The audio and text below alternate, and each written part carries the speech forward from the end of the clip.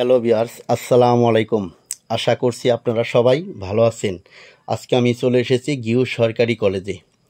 ঘিওর সরকারি কলেজ মানিকগঞ্জ জেলার ঘিওর উপজেলার একটি ঐতিহ্যবাহী শিক্ষা প্রতিষ্ঠান। 1967 খ্রিস্টাব্দে 1 জুলাই তারিখে ইছামতি নদীর তীর ঘেঁষে গড়ে ওঠে ঘিওর সরকারি কলেজ।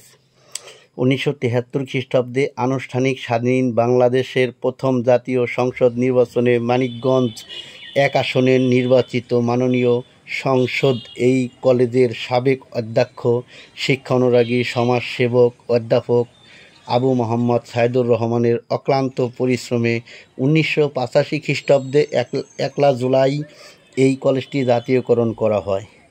এই কলেজের একাদশ, দ্বাদশ ও স্নাতক শ্রেণীতে বিজ্ঞান, মানবিক ও ব্যবসায়ী শিক্ষা বিভাগ চালু আছে।